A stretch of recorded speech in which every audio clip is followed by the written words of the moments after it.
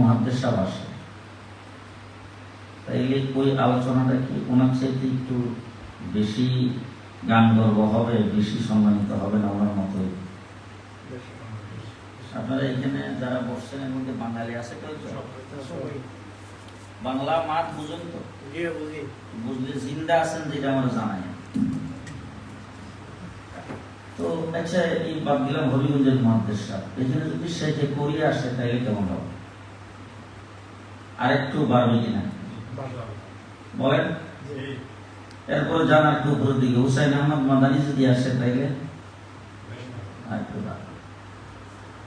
পৃথিবীর একদম আদম আলাইহিস সালাম থেকে শুরু করে কিয়ামত পর্যন্ত পৃথিবীতে নবী রাসূল থেকে শুরু করে অনেক মনীষীর জন্ম হবে।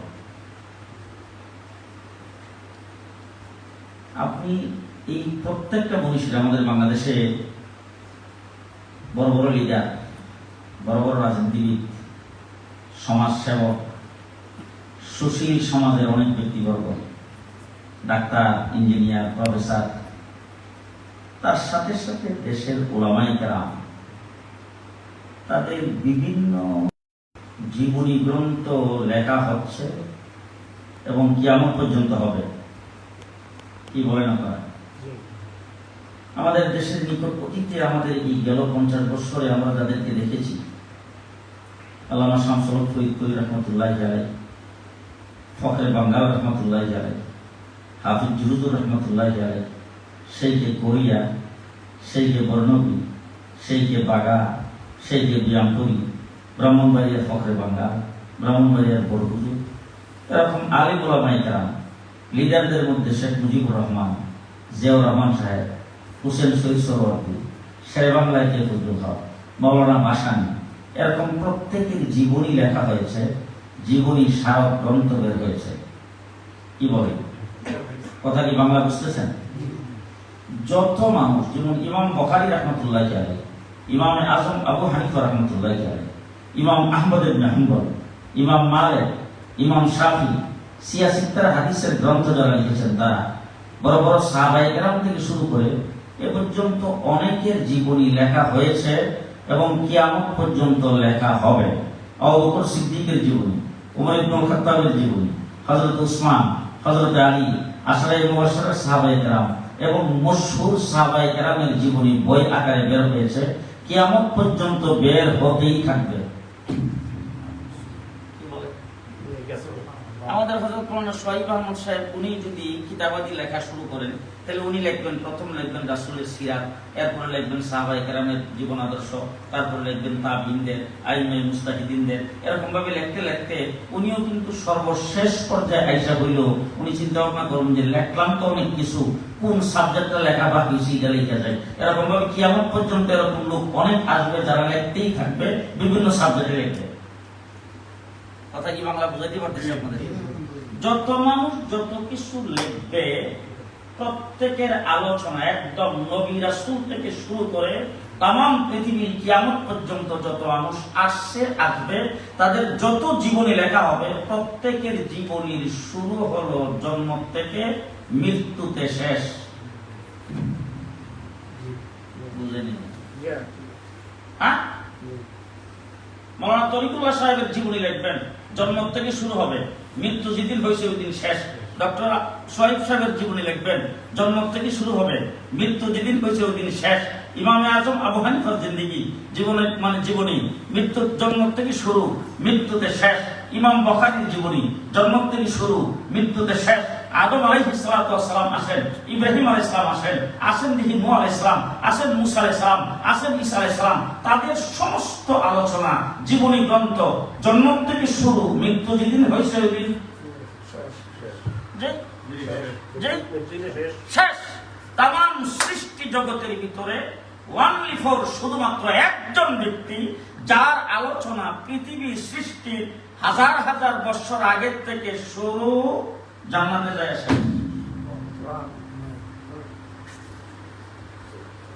এই মানুষটার নাম বলতে পারেন না? যে পৃথিবী এখনো সৃষ্টি হয় নাই, এর আগের থেকে শুরু, এখনো তো উনি ইন্তেকাল করে মদিনার রওজা শরীফে আছে, এখন নাই তো। জীবনে আলোচনা চলছে তো, কথা কয় না, চলছে তো আলোচনা। জি, কবরে যাওয়ার পরে বোধহয় থাকবে না। আপনি কবরে যাওয়ার পরে 3টা প্রশ্ন হবে। একটা প্রশ্ন আমার রাসূল সম্পর্কে, হাসরের ময়দানে তো নাই, কি বলেন? আল্লাহর পরে যদি হাসরের ময়দানে কারো আলোচনা থাকে, তিনি হলেন আমার নবী মুহাম্মদুর রাসূলুল্লাহ সাল্লাল্লাহু আলাইহি ওয়াসাল্লাম। এমন একজনের জিন্দেগি আলোচনা, তার সিরাতের আলোচনা আমরা এখানে করতে বসি, এটা তো আমার মতো তিফলে মক্তবের পক্ষে তো সম্ভবই না, এটা সম্ভবই না। পৃথিবী সৃষ্টির 1000 বছর আগের থেকে শুরু, জান্নাতে যায় শেষ, পৃথিবী এখনো সৃষ্টি হয় নাই।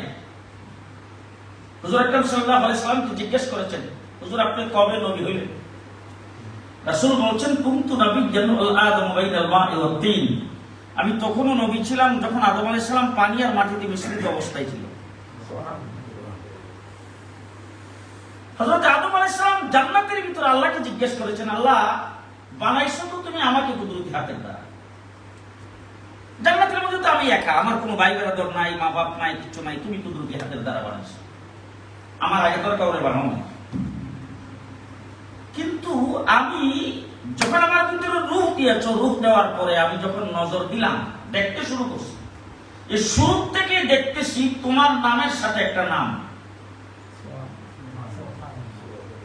সুবহানাল্লাহ, একটু আস্তে করে। তোমার নামের সাথে একটা নাম। আল্লাহ পাক জিজ্ঞেস করলেন প্রথম, তুমি কোথায় দেখলা? আদম আলাইহিস সালামকে আল্লাহ আরশের নিচে রাইখা আমাদের সর্বপ্রথম রূহ দেওয়া হয়েছে। রূহটা দেওয়ার পর যখন চোখটা মিলছি, মিললেই দেখি আরশের মধ্যে বড় অক্ষরে লেখা লা ইলাহা ইল্লাল্লাহ, সাথে লেখা মুহাম্মাদুর রাসূলুল্লাহ। আমি ওখান থেকে যখন আমাকে ফেরেশতারা আনতে গেছে জান্নাতে নিয়ে ঢুকাবে, দেখি প্রত্যেক ফেরেশতার কপালে লেখা লা ইলাহা ইল্লাল্লাহ, সাথে মুহাম্মাদুর রাসূলুল্লাহ। জান্নাতের ভিতরে এসে ঢুকবো, দেখি জান্নাতের গেটের মধ্যে বড় অক্ষরে লেখা লা ইলাহা ইল্লাল্লাহ, সাথে মুহাম্মাদুর রাসূলুল্লাহ। ভিতরে ঢুইকা দেখি প্রত্যেকটা গাছের পাতায় পাতায়, প্রত্যেকটা ফুলের পাপড়ি পাপড়িতে লেখা লা ইলাহা ইল্লাল্লাহ মুহাম্মাদুর রাসূলুল্লাহ। এ পর্যন্ত যত আসবাবপত্র জান্নাতে ব্যবহার করলাম, সবগুলোর গায়ে লেখা লা ইলাহা ইল্লাল্লাহ, সাথে মুহাম্মাদুর রাসূলুল্লাহ। বুঝতে পারো নাই? বলে না, আমি কি কিতাব পড়ি নাই? আল্লাহ রাব্বুল আলামিন বলেন, আদম তারে না বানাইলে তোমারও বানাইতাম না। আলোচনা শুরু করতে মুহাম্মাদুর রাসূলুল্লাহ সাল্লাল্লাহু আলাইহি ওয়াসাল্লাম যত নবী আল্লাহ দুনিয়াতে প্রেরণ করেছেন, আদম থেকে ঈসা পর্যন্ত, নবীদেরকে আল্লাহ তাবারক ওয়া তাআলা 3 প্রকারের দায়িত্ব দিয়েছেন। যেমন আমাদের দেশে কিছুদিন আগে ইলেকশন হইল, ইলেকশনে কিন্তু বাংলাদেশটা 300 ভাগে ভাগ করা, এক একটা আসনের জন্য এক একজনের। আমাদের এখানে, আপনাদের এখানে 17 বছর পর্যন্ত ছিল বাংলাদেশের প্রধানমন্ত্রী, তিনি এখন বাংলাদেশের প্রধানমন্ত্রী। উনি যদি আবার ইংল্যান্ডে বেড়াইতে আসে, উনি এই দেশে এসে প্রধানমন্ত্রীর পাওয়ারটা খেতে পারবে তো? ওনার পাওয়ার স্বল্প 56,000 বর্গ মাইলের ভিতরে, এর বাইরে নাই। আল্লাহ পাক নবী প্রেরণ করছেন 3 প্রকারের দায়িত্ব। একটা হলো নির্দিষ্ট জাতি গোষ্ঠীর জন্য নবী, হযরত মুসা আলাইহিস সালাম বনী ইসরাইলের নবী, ঈসা আলাইহিস সালাম বনী ইসরাইলের নবী। নির্দিষ্ট এলাকার জন্য নবী, তুমি ওই ইমুক উপজেলা, তুমি ইমুক এরিয়া, তুমি ইমুক এলাকা। নির্দিষ্ট সময়ের জন্য নবী। হযরত নূহ আলাইহিস সালাম 950 বছর নবী, নির্ধারিত সময়ের জন্য নবী। কথা কি বুঝাতে পারলাম? নির্দিষ্ট এলাকার জন্য নবী, নির্দিষ্ট জাতি গোষ্ঠীর জন্য নবী, নির্দিষ্ট সময়ের জন্য নবী। এখন আপনাদের কাছ থেকে আমি একটা জিনিস জানতে চাই, আমার নবী কোন গোষ্ঠীর নবী?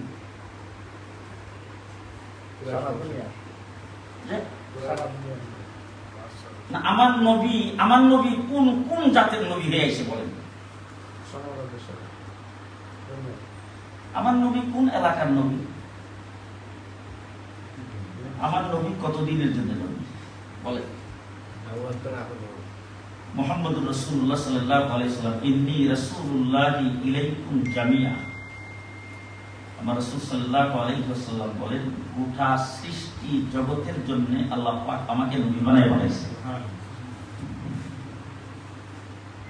মুহাম্মদ রাসূলুল্লাহ সাল্লাল্লাহু আলাইহি ওয়াসাল্লাম আসমানের নবী, জমিনের নবী, মানুষের নবী, জিনেরও কথা বলেন, ফেরেশতাদেরও, হুর গিলমানেরও, জন্তু জানোয়ারেরও, পশু পাখিরও, চন্দ্র সূর্যেরও, রাত্রেরও দিনেরও, গাছ গাছালিরও, তামাম সৃষ্টি জগতের জন্য নবী।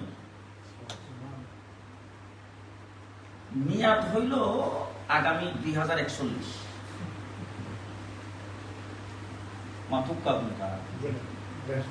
কত? 2050। কতদিন?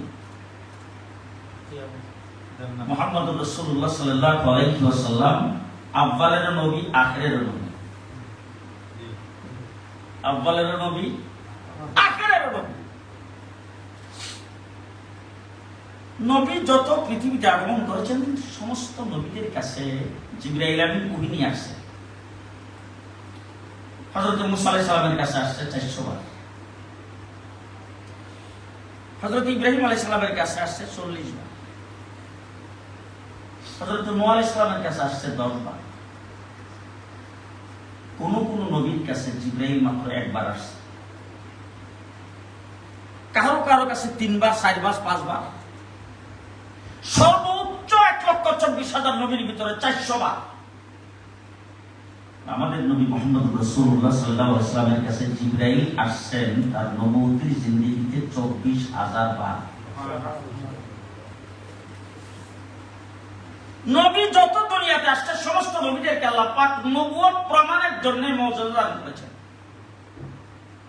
কাউকে দিয়েছে 3টা, কাউকে 5টা, কাউকে 7টা, কাউকে 1টা, কাউকে 2টা। হযরত মুসা আলাইহিস সালামকে দিয়েছিল হাতের একটা লাঠি, মাটিতে ছাড়লেই সাপ হইত। হাতটা বুকুলের মধ্যে নিয়ে বের করে আনলে হাতটার মধ্যে লাইট জ্বলতো, টিক টিক করত। হযরত ঈসা আলাইহিস সালামের নবুয়ত ছিল কবরের কিনারে দাঁড়ায় বলছেন, কুম বিসমিল্লাহ, তুমি দুইটা দাঁড়ায় গেছে। মাটি দিয়া পাখি বানায়া কুম বিসমিল্লাহ কবরাই দিছে, বাস পুড়ে গেছে। জন্মানোর চোখের মধ্যে আঙ্গুল দিয়ে বসা দিয়ে বলছেন, বলে গেছে। নির্ধারিত কিছু সংখ্যক মুজিজা দিয়ে নবুয়ত প্রমাণের জন্য আল্লাহ পাক আদম থেকে ঈসা পর্যন্ত নবী প্রেরণ করেছেন। আমার নবীর পালা যখন আসছে, আল্লাহ পাক বলেন, আপনার 3.5 হাত বডি পুরোটাই মুজিজা। আপনারা কি আমারে দেখতেছেন না ওদিকে কে আইরা দেখতেছেন? একটু মেহরবানি করে আমার দিকে একটু থাকেন, কারণ একটা বদ অভ্যাস আছে, হাজার হাজার মানুষের সামনে কথা বলি তো, এই জন্য অল্প মানুষের সামনে কথা আমাদের হয় না। এটা কিন্তু হুজুর শুনলে খারাপ মনে করবে। তার কারণ হলো হাকিমুল উম্মত আশরাফুল তানভীর রাহমাতুল্লাহ আলাইহি মাওয়ায়েদ যে বের হয়েছে আর কি, বিশাল বড় বড় খণ্ড, 23 খণ্ডে বের হয়েছে, শুধু একটা আবার বাকি তো আরো শত শত কিতাব আছে। পৃথিবীর মানে যতগুলো ভাষা আছে সমস্ত ভাষায় সেটা রূপান্তরিত হয়েছে। তার বয়ানগুলি পড়লে দেখা যায় কোন কোন বয়ান তিনি করেছেন 1.5-2 ঘন্টা, 2.5 ঘন্টা, শ্রোতার সামনে 7 জন। কোন কোন বয়ান করেছেন 3 ঘন্টা, 3.5 ঘন্টা, শ্রোতার সামনে 15 জন, 20 জন, 25 জন, 30-35 সর্বোচ্চ। কিন্তু আজকের থেকে সেই 100 বছর আগে যে তিনি বয়ান করে গেছেন, কিয়ামত পর্যন্ত উম্মতের ফায়দা হবে হচ্ছে। আর আমরা একটা অল্প মানুষের কথা বলতে পারি না। যাই হোক, মুহাম্মদুর রাসূলুল্লাহ সাল্লাল্লাহু আলাইহি ওয়াসাল্লাম আল্লাহ পাক দুনিয়াতে প্রেরণ করেছেন, তার 3.5 হাত বডি পুরাটা মুজিজা। জন্মের থেকে মৃত্যু পর্যন্ত মুজিজা। মুজিজার কোনো হিসাব নাই।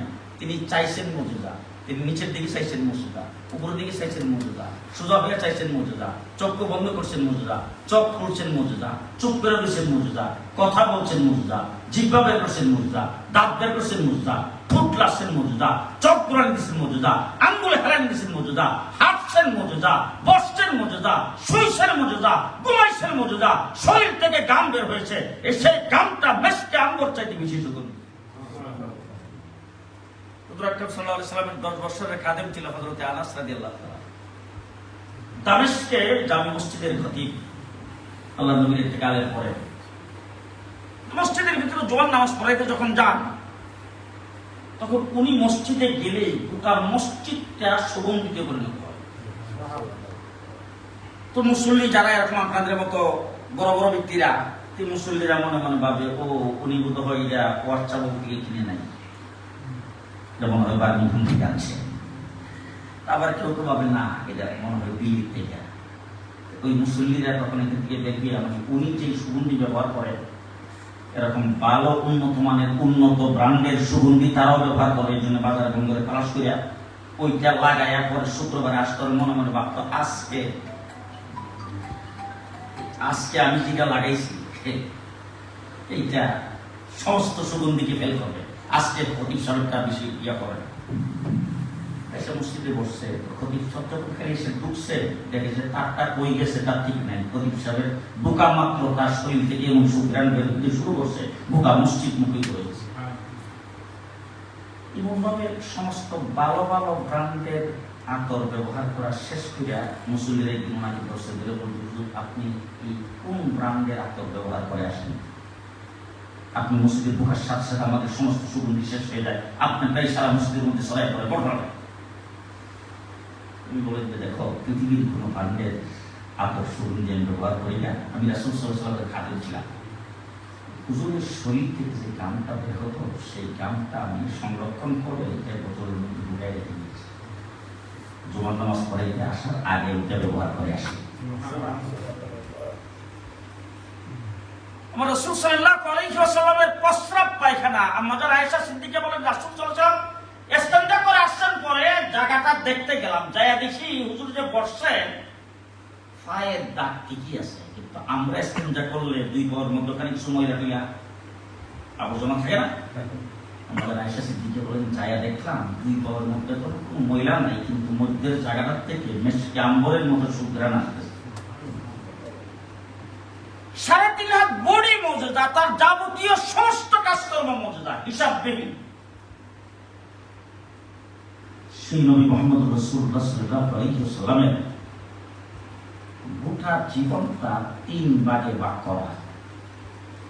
কয় ভাগ? 3 ভাগ। কয় ভাগ? 3 ভাগ। একটা ভাগ হলো মিলাদুন নবী, আরেক ভাগ হলো সিরাতুন নবী, আরেকটা ভাগ হলো হায়াতুন নবী। মিলাদুন নবী, সিরাতুন নবী, হায়াতুন নবী। কথা কি বুঝাতে পারলাম? মিলাদ শব্দের অর্থ হলো জন্ম, ভূমিষ্ঠ। এটা ইংলিশে জানি কি কয়? বার্থ।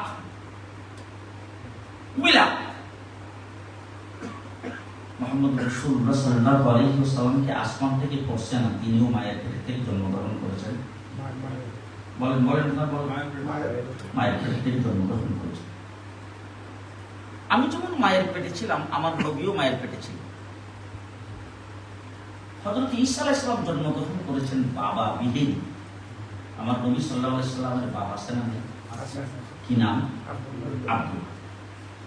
আমার বাপ আছে, রাসূলেরও বাপ আছে, রাসূল বাপের অরূপজাত সন্তান। আমি যখন মায়ের পেটে ছিলাম, রাসূলও মায়ের পেটে ছিল। আমি যেভাবে ডেলিভারি হয়েছি, রাসূলও এইভাবে ভূমিষ্ঠ হয়েছে, এইভাবে ডেলিভারি হয়েছে। আমার যেমন শৈশব কাল ছিল, মানুষ আমাকে কুল নিয়ে পারত, রাসূলের এরকম ছিল। কথা বলে ঠিক না বেটি? হুজুর আকরাম সাল্লাল্লাহু আলাইহি ওয়াসাল্লাম জন্মগ্রহণ করেছেন, এটা হলো মিলাদ। আমি যদি আপনাদের সামনে মিলাদ আলোচনা করি, এখানে যে আমার আইডিভাবে যে বড় বড় হুজুররা বসা আছে, এই জন্য কিন্তু আমার কথা বলতে একটু সুবিধা হচ্ছে, না থাকে বিপদ আছে। আমি যদি এখন মিলাদের আলোচনা করি আপনাদের সামনে, শুধু মিলাদ, হুজুরের জন্ম, আমি আলোচনা করার দ্বারা আমার নফল ইবাদতের সওয়াব হবে। আমার কি হবে? নফল ইবাদতের সওয়াব। আপনারা যারা শুনবেন, আপনাদেরও নফল ইবাদতের সওয়াব হবে। কথা ভালো করে বুঝতে হবে। কিন্তু মিলাদের আলোচনা আমি করলে আমার নফল ইবাদতের সওয়াব হবে, আপনারা করলে আপনাদের নফল ইবাদতের সওয়াব হবে। কিন্তু মিলাদের মাধ্যমে উম্মতের করণীয় কিছুই পাওয়া যাবে না। উম্মতের করণীয় কিছুই পাওয়া যাবে না। মুহাম্মদুর রাসূলুল্লাহ সাল্লাল্লাহু আলাইহি ওয়াসাল্লামের নবুয়তের প্রমাণ পাওয়া যাবে, কিছুই পাওয়া যাবে না। আমার রাসূল সাল্লাল্লাহু আলাইহি সাল্লাম জন্মগ্রহণ করেছেন, মা আমেনা বলছেন অন্যান্য সন্তান মা যখন ডেলিভারি করে তখন তো অনেক কষ্ট হয়। কি বলেন, কষ্ট হয় না? কষ্টের কারণে অনেকের সিজার লাগে, আবার অনেকে সেই কষ্টের কারণে মারাও যায়। রাসূলুল্লাহ সাল্লাল্লাহু আলাইহি ওয়াসাল্লামের মা আমেনা বলেছেন, আমিও মুহাম্মদকে ডেলিভারি করেছি, কিন্তু অন্যান্য মাদের মতো আমার কোনো কষ্ট হয়নি। এর মধ্যে কি আমার আমল করার কিছু আছে? আমার জন্য এখানে মানার কিছু আছে? আমিও মায়ের পেটে ছিলাম, মা কষ্ট হয়েছে কিনা? আপনি যখন মায়ের পেটে ছিলেন, মা কি কষ্ট হয়েছে? 10টা মাস পর্যন্ত মা ঠিক মতন খাইতে পারে নাই, ঠিক মতন ঘুমাইতে পারে নাই, রাতের নিচে দিতে দাঁড়াইছে, খানাটা সামনে নিলেই মনে আসছে। মুহাম্মদ রাসূলুল্লাহ সাল্লাল্লাহু আলাইহি ওয়াসাল্লাম মা আমেনা বলেন, আমি মুহাম্মদকে পেটে ধারণ করেছি, মুহাম্মদ পেটে থাকা অবস্থায় অন্যান্য মাদের মতো আমার কোনো কষ্ট হয়নি। এগুলি কিন্তু মিলাদ, রাসূলের মিলাদ। হুজুর আকরাম সাল্লাল্লাহু আলাইহি ওয়াসাল্লামের মা আমেনা, রাসূল সাল্লাল্লাহু আলাইহি ওয়াসাল্লামের দাদা হলেন আব্দুল মুত্তালিব, মা আমেনার শ্বশুর। মা আমেনার শ্বশুর আব্দুল মুত্তালিব একদিন আইসা তার বেগমকে ডাক দিয়া বলতেছেন, অর্থাৎ রাসূল সাল্লাল্লাহু আলাইহি ওয়াসাল্লামের মা শাশুড়ি আল্লাহর নবীর দাদিকে বলতেছেন যে বৌমাকে একটা কথা বলতে হবে, সেটা তুমি আমার সাথে থাকবা। শ্বশুর অনেক সময় লজ্জায় বৌমাকে অনেক কিছু বলতে পারে না, যেটা শাশুড়ি বলতে পারে। গেছেন চাইয়া বলতেছেন, বৌমা তো লজ্জার কথা, বাহিরে ডালিশনের রাস্তা দিয়ে গেলেই লোকজন আমার বেড়েছে গেছে, তোমার ছেলে দুনিয়াতে নাই, বলে না তোমার ছেলে বউ, এটা যেখানেই পাইয়ে যায় এর শরীর থেকে চতুর্দিকে সুঘ্রাণ ছড়ায়। লজ্জার কথা না? আব্দুল মুত্তালিব বলতেছে, বৌমা তুমি এত সুগন্ধিযুক্ত সেন্ট ব্যবহার করো, তোমার আমার ছেলে দুনিয়াতে নাই, তোমার পেটে আমার নাতি, তোমার পেটে আমার বাচ্চা আছে। মা আমার চোখের পানি ছেড়ে দিয়ে বলছিলাম, বা আমি কি করবো? যেদিন থেকে সন্তান আমার পেটে আসছে ওই দিন থেকে আমার শরীর থেকে মেশকে আম্বরের সুঘ্রাণ বের হতে শুরু করেছে। শুধু তাই না, মা বলেন, আব্বা যেদিন থেকে সন্তান পেটে আসছে আমি চক্ষু বন্ধ করে দেখি বিবি আসিয়া এসে আমাকে সালাম করতেছে, বিবি মারিয়াম আমাকে সালাম করতেছে, জান্নাতের হুররা আমাকে সালাম করতেছে, আকাশের চন্দ্রগুরু, আকাশের তারাগুরু যুগে যুগে আমাকে সালাম করে। আব্বা যেদিন থেকে সন্তান পেটে আসছে ওই দিন আমি ঘর থেকে বের হয়ে যখন আমি যাই তখন রাস্তার কিনারে ঘাস দিয়ে আমার সামনে মাথা মতো করে সালাম করে। যেদিন থেকে সন্তান পেটে আসছে ওই দিন থেকে আমি যখন প্রচন্ড রৌদ্রের ভিতরে বাহিরে যাই, বাহিরে গেলেই দেখি আকাশের মধ্যে একটা মেঘমালা এসে সূর্যটাকে আমার মাথার উপরে রেখে দিয়েছে। মামেরা বলে, কুয়ার থেকে পানি উঠাইতে গেলাম, যেদিন থেকে সন্তান পেটে আসছে এরপর থেকে কুয়ার থেকে পানি উঠাইতে গেলে অন্যান্য সময় তো বালতি দিয়া পানি টাইনা রশি দিয়া টাইনা উঠাইতে হইতো, কিন্তু অন্যান্য মহিলারা আইসা ওখানে বালতি দিয়া কত কষ্ট করে পানি উঠায়। আমি যখন যাই যাওয়ার পরে তখন কুয়ার কিনারে যাওয়ার সাথে সাথে কুয়ার পাড় পর্যন্ত পানি উতলাই আইসা সেই পাড় পর্যন্ত ভরপুর হয়ে যায়। আমি সেখান থেকে পানি দিতে কোনো কষ্ট হয় না। অন্যান্য মহিলারা আমার দেখে বলে, আমি না তুমি কিছুক্ষণ কুয়ার কিনারে থাকো, আমরা পানি বোঝাবো। সুবহানাল্লাহ খাওয়ার পরে গুলো হইল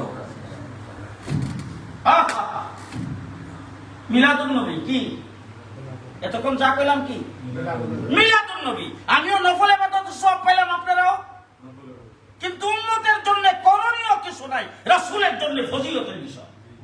কথা কি বুঝাইতে পারলাম? আমার রাসূল সাল্লাল্লাহু আলাইহি ওয়াসাল্লাম তিনি এখন কিছু কথা আপনাদেরকে জিজ্ঞেস করবো, আপনারা বললেন তাহলে বলতে সুবিধা হবে।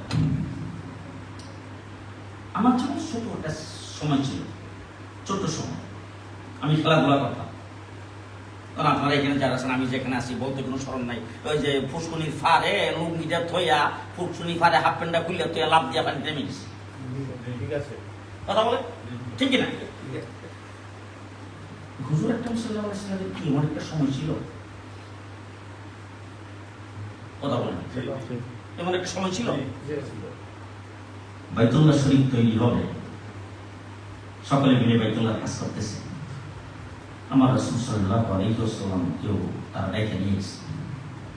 এখন বাইতুল্লাহর মতো এরকম একটি পবিত্র ঘর বানাবে, পরনের কাপড় রেখে বানানো যাবে না।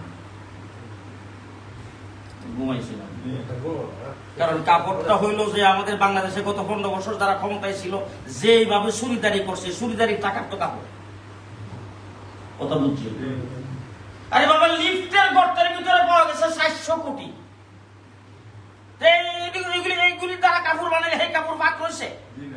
তারা এখন সিদ্ধান্ত নিচ্ছে যে আমরা যে ঘর বানাবো, বাইতুল্লাহ তো পবিত্র ঘর, এটা বানাবো কাপড় খুললা। রাসূল সাল্লাল্লাহু আলাইহি সাল্লামকে নিয়ে এখন হুজুর সাল্লাল্লাহু আলাইহি সাল্লাম বলতেছেন যে কাপড় খুললা। হুজুর অল্প বয়সের বালক, রাসূল সাল্লাল্লাহু আলাইহি সাল্লাম না। হুজুর আকরাম সাল্লাল্লাহু আলাইহি সাল্লামকে তারা ধরতে এসে দইরা যখন রাসূলের কাপড় খুলবে তখন রাসূল কইরা বেহুশ হয়ে গেছে। আচ্ছা, এখন একজন মানুষ যদি অজ্ঞান হয়ে যায়, সেই মানুষটার কাপড় খুলবে না মাথায় পানি দিয়ে বাসায় বাসায় থাকবে? তখন তো কাপড় খোলার প্রশ্নই আসে না। হুজুর আকরাম সাল্লাল্লাহু আলাইহি সাল্লাম বেহুশ হয়ে গেছে। তাদের কাজের সময় পার হয়ে যাওয়ার পরে রাসূল হুঁশ হয়েছে, কাপড়ও খুলতে পারে নাই, হুজুর উলঙ্গ করতে পারে নাই। সুবহানাল্লাহ কোন ঘটনা একটা মাঝখানে মনে ছিল, সভাপতি সাহেব কইতা। আপনারা একজন হুজুর ব্যক্তির নাম শুনছেন তো হয়, হযরতে আহমদ ইবনে হাম্বল রাহমাতুল্লাহি আলাইহি নাম শুনছেন? আহমদ ইবনে হাম্বলের বয়স 7-8 বছর, ছোট বাচ্চা। তিনি উস্তাদের কাছে হাদিস পড়েন, ভর্তি হয়েছে, হাদিস পড়া শুরু করছে।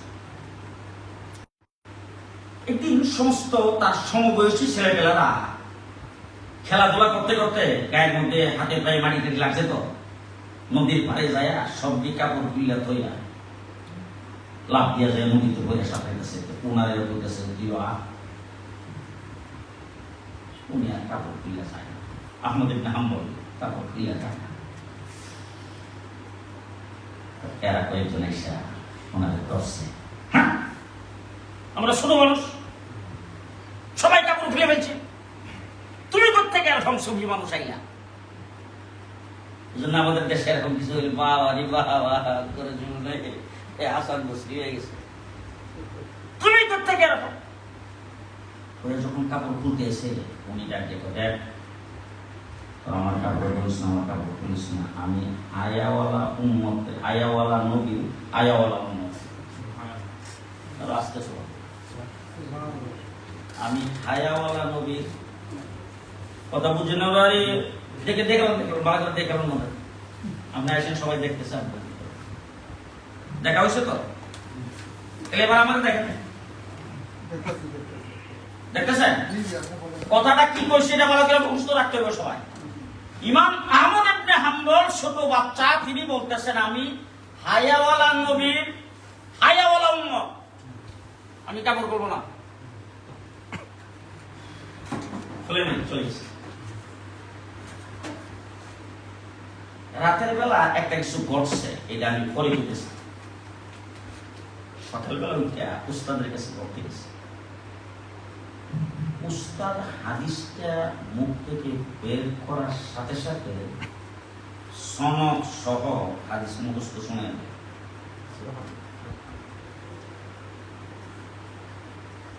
উস্তাদ ডাক দিয়ে বলছে, কিরে তুই কি কালকে যে আমার এখানে পড়ছিলে সেই আহমদ ইবনে হাম্বল? জি।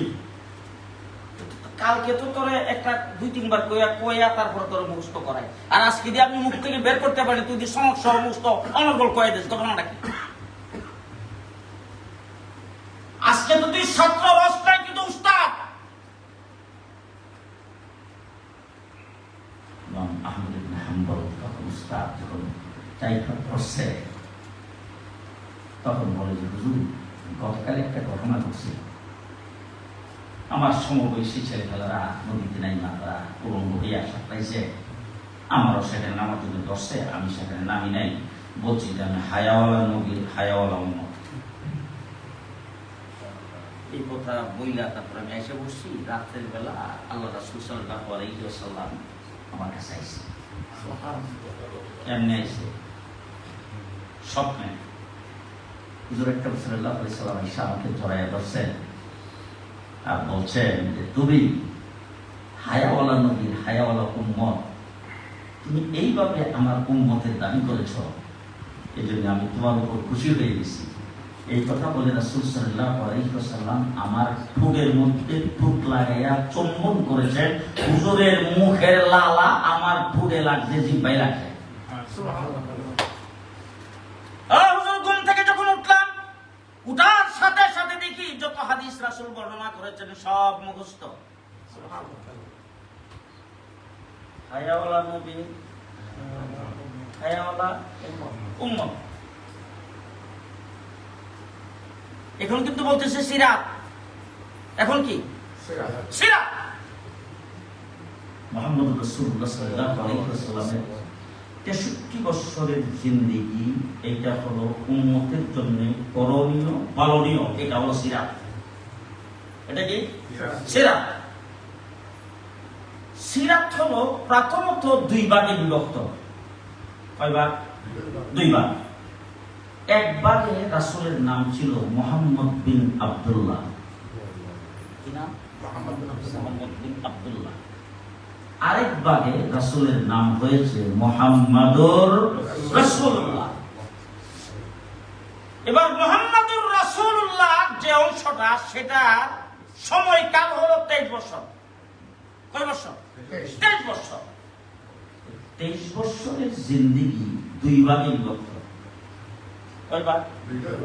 একটা হলো মক্কি জিন্দেগি, আরেকটা হলো মদনী জিন্দেগি। এবার আমার নবী মুহাম্মদুর রাসূলুল্লাহ সাল্লাল্লাহু আলাইহি ওয়াসাল্লাম 23 বছরের মক্কি আর মদনী জিন্দেগিতে যত কাজ রাসূল করেছেন, সাহাবায়ে কেরামকে যত কাজ করার কথা রাসূল বলেছেন, রাসূল সাল্লাল্লাহু আলাইহি ওয়াসাল্লামকে দেখা যত কাজ সাহাবায়ে কেরাম করেছেন, সমস্ত কাজগুলি হলো উম্মতের জন্য সিরাত। উম্মতের জন্য সিরাত। আমাদের আয়েশা সিদ্দিকা রাদিয়াল্লাহু তাআলা আনহার কাছে যাইয়া সাহাবায়ে কেরাম কাছেন যাই জিজ্ঞেস করছেন রাসূলের ইন্তেকালের পরে, আম্মা জান, রাসূল সাল্লাল্লাহু আলাইহি ওয়াসাল্লামের জীবন আদর্শ সম্পর্কে, সিরাত সম্পর্কে আমাদেরকে একটু বলেন। আম্মা জান আয়েশা সিদ্দিকা তাদেরকে পাল্টা প্রশ্ন করেন, তোমরা কি রাসূলের ইন্তেকালের পরে কোরআন শরীফ পড়া ছেড়ে দিছো? সাহাবায়ে কেরাম বলেন কি, কোরআন পড়া তো রাসূল আমাদেরকে শিখাই গেছে, আমরা তো কোরআনই হলো আমাদের গলার মালা। আমাদের আয়েশা সিদ্দিকা রাদিয়াল্লাহু তাআলা বলেন, শোনো, কানা খুলুকুল কোরআন, 30 পারা কোরআন পড়ো তোমার নবীর জিন্দেগি। শেষ কথা। আমার নাম হলো জুনায়েদ আল হাবিব, আরেকজনের নাম ছিল জুনায়েদ বুগদাদি। আপনার নাম শুনে নাই? জুনায়েদ বুগদাদি নাম শুনছেন? জুনায়েদ বুগদাদি হঠাৎ করে খবর পাইলেন একজন ব্যক্তি আসছেন, ফটোগ্রাফার, খুব সাংঘাতিক শিল্পী। কোন মানুষ যদি যায়, তার কোন দুষ্ট, তার কোন ফ্রেন্ড, তার কোন মাহবুব, এরকম কোন ব্যক্তির কথা বলে আর কি, যে তার কপালটা এরকম ছিল, চোখটা এরকম ছিল, বুড়োটা এরকম ছিল, গালটা এরকম ছিল, নাকটা এরকম ছিল, এরকম বললে সে সুন্দর করে ছবি এঁকে দেয়। জুনায়েদ বুগদাদি রাহমাতুল্লাহ আলাইহি তার কাছে গেছেন, যাই বলছেন যে আমার এক মাহবুব আছে, এই মাহবুবের একটা ছবি যদি আপনি এঁকেতেন তাহলে খুব ভালো হতো। বলেন যে আপনার মাহবুবের কেমন ধরন ছিল, কি ছিল? তখন রাসূল সাল্লাল্লাহু আলাইহি ওয়াসাল্লামের চেহারাটা কেমন ছিল, সব কেমন ছিল, হুজুর কেমনে চাইতেন, কেমন কথা বলতেন, এগুলি একটু বইয়া তারপর বলবো যে আচ্ছা, আপনার যে বিবরণ দিতেছেন আপনার মাহবুবের ওনার নামটা কি একটু শুনতে পারবো? আপনারা আমারে দেখতেছেন কেন অন্যদিকে?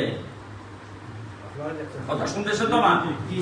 তো জুনায়েদ বুগদাদি রাহমাতুল্লাহ আলাইহি ওই ফটোগ্রাফার জিজ্ঞেস করতেছে যে ওনার নামটা কি আমি একটু শুনতে পারি? বলেছি, তাহলে নামটা একটু বলেন দেখি। ওটার নাম হইল মুহাম্মদ। কি নাম? যে কইছে মুহাম্মদ, সে কি কয়? বলেন কি আপনি? আপনি আপনার মাহবুবের কথা যে বলতেছেন, তার ছবি তো আমার কাছে আগেরই আঁকা আছে। কোথায় আঁকা আছে, কোথায় দেখান আমারে?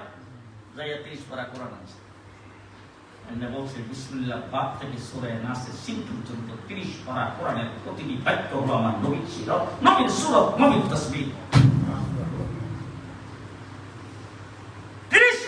কোরআন মুহাম্মদুর রাসূলুল্লাহ সাল্লাল্লাহু আলাইহি ওয়াসাল্লামের জিন্দেগি। আপনি আজকে সূরা ফাতিহার বর্ণনা করেন, রাসূলের জিন্দেগি। সূরা বাকারার বর্ণনা করেন, রাসূলের জিন্দেগি। সূরা আল ইমরানের বর্ণনা করেন, রাসূলের জিন্দেগি। সূরা নিসার বর্ণনা করেন, রাসূলের জিন্দেগি। সূরা নাস পর্যন্ত 30 পারা কোরআন যেখান থেকে বর্ণনা করবেন পুরোটাই রাসূলের জিন্দেগি।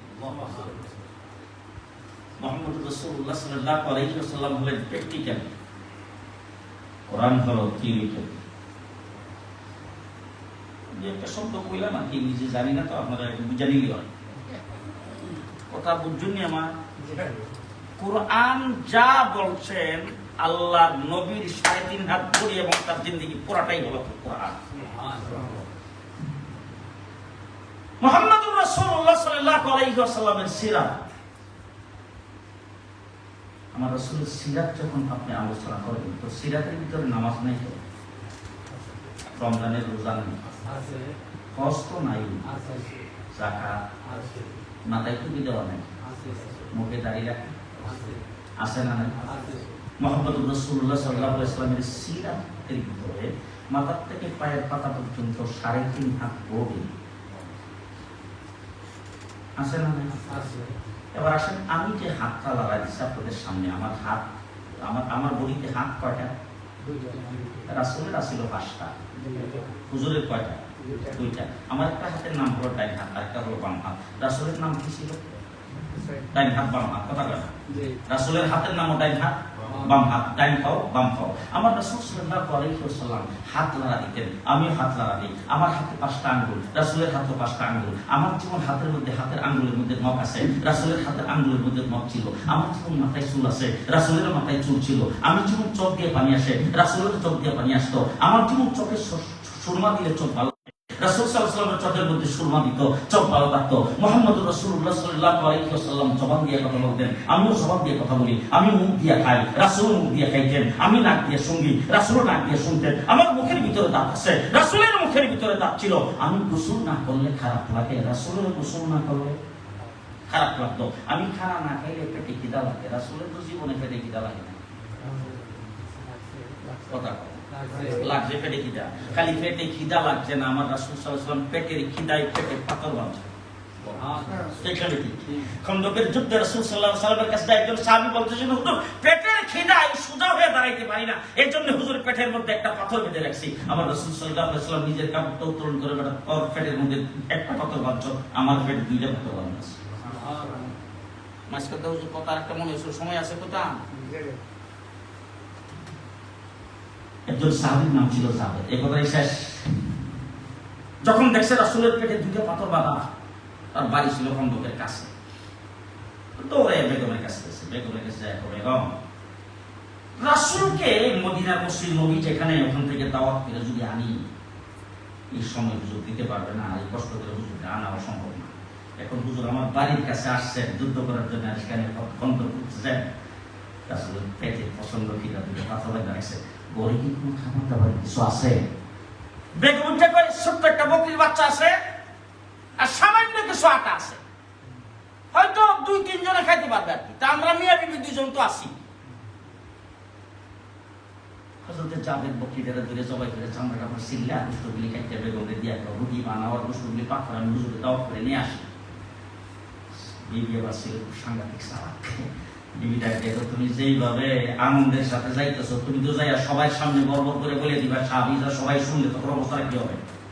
খাবার তো কম, তো তুমি যাইয়া রাসূল সাল্লাল্লাহু আলাইহি ওয়াসাল্লামকে ডাক দিয়া আড়াল কইরা কাছে আইনা সবাই সামনে না একটু দূরে নিয়ে আস্তে করে কানে কানে বলে, হুজুর খাবার এই পরিমাণ, আপনি আমার বাড়িতে দাওয়াত চলে, চুপচাপ নিয়ে আসেন।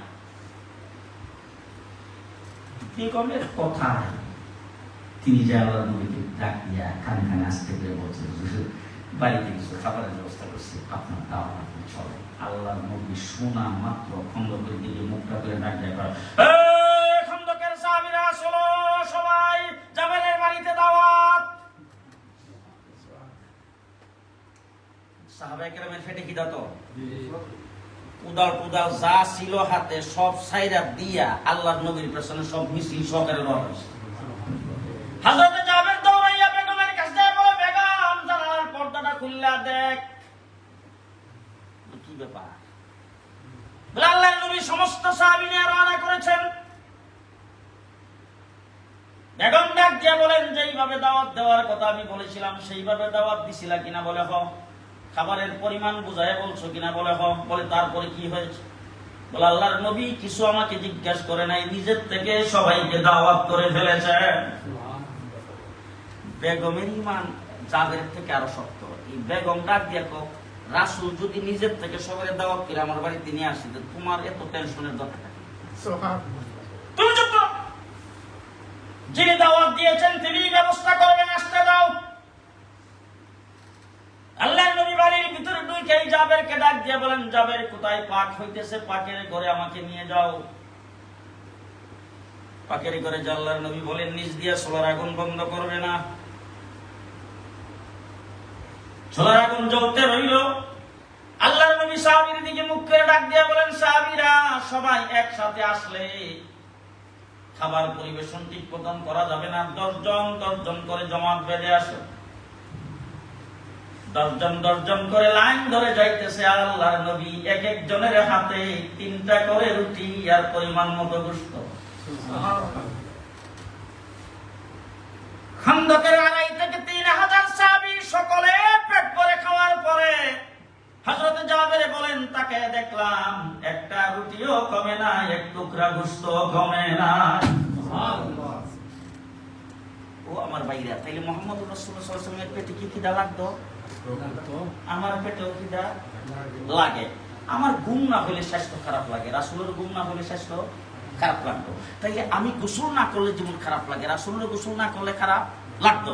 এবার শেষ কথা আমার সিরাতের হইল, এবার যদি আমি যদি রাসূলের উম্মত হয়ে থাকি, আমি যদি রাসূল সাল্লাল্লাহু আলাইহি সাল্লামেরই অনুসরণ করে থাকি, রাসূলকে যদি মহব্বত করে থাকি, তাইলে রাসূলকে ঘুমাইতো আমাকে খেয়াল করতে হবে আমার ঘুমটা রাসূলের ঘুমের সাথে মিলে কিনা।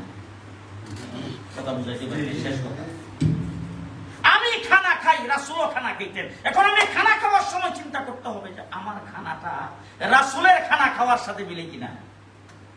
কথা বলে যে এখন আমাদের বাংলাদেশে কিন্তু প্রায় 2 ভাগে ভাগ হয়ে গেছে। একটা হলো আর্জেন্টিনা, একটা হলো ব্রাজিল। গিঞ্জি পোশাক লাগাইয়া গতকাল পর্যন্ত খবর হইল 12টা মরছে, 1 ডজন পোড়া। আমরা যখন ঘুমে ধরছিল 12 জন মরছে।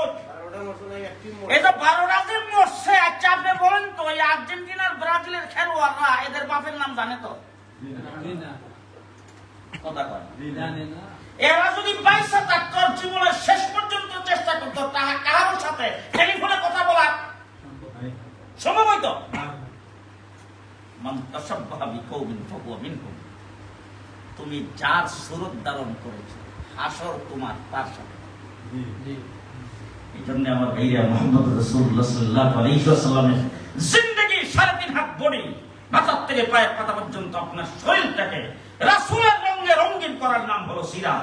আপনার ইবাদত বন্দেগী, আপনার খাওয়া, আপনার বসা, আপনার উঠা, আপনার ঘুম, আপনার রাত্র যাপন, আপনার দিন যাপন, আপনার বিবাহ শাদী, আপনার চাকরি নকরি, আপনার সরদারি মাতবরি, যাবতীয় সবকিছু রাসূল সাল্লাল্লাহু আলাইহি ওয়াসাল্লামের দেওয়া তরিকায় যদি হয় তার নাম হবে সিরত। আর সিরত যেই ব্যক্তি পালন করবে, হুজুর আকরাম সাল্লাল্লাহু আলাইহি ওয়াসাল্লামের জিন্দেগির মতো যে জিন্দেগি পরিচালনা করবে, সেই ব্যক্তি হবে রাসূল সাল্লাল্লাহু আলাইহি ওয়াসাল্লামের উম্মত। রাসূল বলেছেন, কানা মাই ফিল জান্নাহ, আমার সাথে জান্নাত। কার সাথে? বঙ্গবন্ধু, জিয়া রহমান, তারেক শাহ, কালো কথা কালো মুহাম্মদুর রাসূলুল্লাহর সাথে জান্নাত। এখন জান্নাতে আপনি যাইবেন কখন? আল্লাহ পাক হাসরের ময়দানে অর্ডার করবেন, যত নবী নবুয়তের টিকিট দিয়ে দুনিয়াতে পাঠাইছিলাম সবাই বিনা হিসাবে জান্নাতি। এবার হাদিসের মধ্যে রাসূল বলছেন, আদম থেকে ঈসা পর্যন্ত সমস্ত নবীরা বলবে নাফসি নাফসি নাফসি, আমার কি উপায় হবে, আমার কি উপায় হবে। এই অবস্থায় যখন জান্নাতের ঘোষণাটা শুনছে, তখন কেউ রায় থাকো দূর দিছে জান্নাতের দিকে, রায়া থেকে জান্নাতের গেটে তারা। এখন আমি আমার ভাষা দিয়ে যদি আপনাদের বুঝাইতে চাই, সেখানে দারোয়ান আছে না? জান্নাতের গেটে দারোয়ান আছে তো? আর দারোয়ানের নাম তো মালিক। তো জান্নাতের গেটে যে দারোয়ান, এই দারোয়ানদের সবাই মিলে আদম আলাইহিস সালাম মুরব্বি না? কথা কয় না? দেখুন যদি আপনি আসরের নামাজের আজান হইছে, আজানের টাইমে এসে দেখে দরজাটা বন্ধ খোলা, যে সোয়াইব সব কি চাকরি রাখবো, খা দেবেন জায়গা কইছে। আদম আলাইহিস সালাম ডাক দেয়, আল্লাহ কইছে জান্নাতে যে তুই দরজা খুলে রাখবে, দরজা বন্ধ করে রাখছো। কারণ চাবিটা দেওয়া গেছে না। কি রে, তোর কাছে চাবি নেই, তোরা এখানে চাকরি দিছে কেটা? বলে এটা আসলে চাবি দিয়ে খুলে না, ফিঙ্গারে। আমরা বুঝিনি কেমনে খুলে, ফিঙ্গারে। এখন ওই নবীরা যখন ফিঙ্গার দিব, ফিঙ্গারে কারো ফিঙ্গারে কোনো কাজ হয় না। দারোয়ানে ডাক দিয়া করে, যার ফিঙ্গারের সঙ্গে এক করা তিনি এখন আইসিইউ না। আমরা বাংলাদেশের সাজেল চৌধুরী কেডা? ডক্টর সোহেব শাহ কে? মুহাম্মাদুর রাসূলুল্লাহ সাল্লাল্লাহু আলাইহি ওয়াসাল্লাম তিনি আসেন নাই। ফেরেশতারা দৌড়ে যায়, দেখবেন আল্লাহর নবী মিজানের পাল্লার কুরআন মধ্যে দাঁড়ানো, ডাক দিয়ে বলবেন আল্লাহর হাবিব আদম থেকে ঈসা আলাইহিস সালাম পর্যন্ত সমস্ত নবীরা জান্নাতে যাওয়ার ঢোকার জন্য অপেক্ষায় দাঁড়ানো। আপনি গেলেই জান্নাতের দরজা খোলা হবে, সর্বপ্রথম আপনি প্রবেশ করবেন, তারপরে সমস্ত নবীরা প্রবেশ করবে। আল্লাহর নবী ডাক দিয়ে বলেন, আমি মিজানের পাল্লার ঘোড়ার মধ্যে দাঁড়ায় আছি, যতক্ষণ পর্যন্ত আমার একটা উম্মত হিসাব দেওয়ার বাকি থাকবে আমি নবী জান্নাতে কদম দেব না। সেই নবী মুহাম্মদ রাসূলুল্লাহ সাল্লাল্লাহু আলাইহি ওয়াসাল্লামের উম্মত খুশি না বেজা? খুশি না বেজা? শেষ কথা, আমরা সবাই মরব তো। আচ্ছা, এখানে কোনো একজন লোক আছেন কিনা হুজুর আমি মরতাম না? একজনও নাই। আচ্ছা, একজন এরকম কোন কথা আপনাদের বলতে পারবেন কিনা কি বল হুজুর আমি মোটামুটি আমার একটা ফাইনাল সিদ্ধান্ত হয়ে গেছে, আমি 2040-এর আগে মরতাছি না, এরকম কোন সিদ্ধান্ত কারো ব্যাপারে বলতে পারবেন কেউ? মরবেন তো? মরবেন। কিন্তু মরার পরে আপনি যখন কবরে যাইবেন তখন যে হুজুর আছে এখানে মুহাদ্দিস সাহেব ওলামায়ে কেরাম আসলে জিজ্ঞেস করে দেখেন সওয়াল হইব কয়টা? 3টা সওয়াল। আপনি জবাব দিতে পারলে জান্নাতের কিছু সুযোগ সুবিধা কবরে বইয়া পাইবেন, আর যদি জবাব না দিতে পারেন তাইলে জাহান্নামের সুযোগ সুবিধা আসবে। কথা কয় না? ঠিক না বেঠিক? এখন আপনি তো দুই জায়গার মধ্যে গেলেন, কবরের ভিতরে আল্লাহ পাক যদি ইচ্ছা করতো তাইলে আপনাকে সেখানে ইয়ে করতে পারতো না? আপনাকে সেখানে বিচার আচার কইরা জান্নাতে যাওয়া হইলে জান্নাতে দিয়ে দেওয়া, জাহান্নামে যাওয়া হইলে জাহান্নামে দিয়ে দেওয়া, এটা হইলে বলে তো না? এই কামটা তো ইচ্ছা করলে আল্লাহ করতে পারতো তো? এই কামটা না যে করছে এর কারণটা হইল আমাদের প্রতি আল্লাহ পাকের দয়া। আমাদের প্রতি আল্লাহ পাকের দয়া। কিসের দয়া? দয়াটা হইল, শুধু একটা দৃষ্টান্ত শুরু করতে চাই। এই যে মাক্কাজুল লোক, আমি যতটুকু জানি সব তো উনি পরিচালনা করেন, তো আমি যতটুকু জানি আমাদের বাংলাদেশের হযরত মাওলানা মহিউদ্দিন খান রাহমাতুল্লাহ আলাইহি সোহেব সাহেবের ভর্তি, আমার ভর্তি, বাংলাদেশের ওলামায়ে কেরামের ভর্তি ছিলেন, মুফতি মুনতাকিম সাহেব খুব স্নেহ করতেন। মাওলানা মহিউদ্দিন খান সাহেব এই মার্কাজুল উলুম তৈরির ব্যাপারে সর্বপ্রথম ওনার অবদান, এবং উনি সোহেব সাহেবকে উদ্বুদ্ধ করেছেন এবং প্রথম উনি এটা যাতে হয় এখানে চেষ্টা করেছেন এবং প্রথম উনি এখানে আসতেন। এখন উনি কবরে আছেন। আপনারা আজকে এখানে বসে সিরাতের আলোচনা করতেছেন, সিরাতের আলোচনা শুই না আমি বইলা যে সওয়াব হবে মহিউদ্দিন খান সাহেব রাহমাহুল্লাহ সেই সওয়াব হবে। আপনাদের এখানে একটা কিতাব গোটা পৃথিবীতে এখন জনসাধারণ বেশি পড়ে, আমার হিসাব অনুযায়ী কোরআনে কারিমের পরে যে কিতাবটা আম জনসাধারণ বেশি পড়ে সেটার নাম হলো ফাজায়েলে আমাল। পৃথিবীর বিভিন্ন ভাষায় সেটা রূপান্তরিত হয়েছে, লেখছে হযরত মাওলানা শেখ জাকারিয়া রাহমাতুল্লাহ আলাইহি। গোটা পৃথিবীতে ফাজায়েলে আমল যত জায়গায় পড়া হচ্ছে, যত জায়গায় তালিম হচ্ছে, তার সবের একটা অংশ হযরত শেখ জাকারিয়া রাহমাতুল্লাহ আলাইহি। আমি আজকে দুনিয়া থেকে চলে যাওয়ার পরে যদি আজকে আমার হিসাব নিকাশ হতো, তাহলে আমি যেই পাপ নিয়ে গেছি সেই পাপের কারণে যাইতাম জাহান্নামে। কিন্তু আজকে হিসাব নিকাশ না হইয়া ফাইনাল হিসাবের জন্য যখন হাসরের ময়দান পর্যন্ত সময়, আমার ঘরের আওলাদ ইবাদত বন্দেগী করেছে, আমি মাদ্রাসায় দান করেছি, মসজিদে দান করেছি, আমি ইলমের খেদমত করেছি, আমি দ্বীনের খেদমত করেছি, যত সওয়াবের কাজ আমি দুনিয়া থেকে যাওয়ার পরে আমার সেই মসজিদে দান করছিলাম সেই মসজিদে হবে, মাদ্রাসায় দান করছিলাম মাদ্রাসায় হবে, সমস্ত সওয়াব আমার আমলনামায় এক হইতে থাকবে। আমি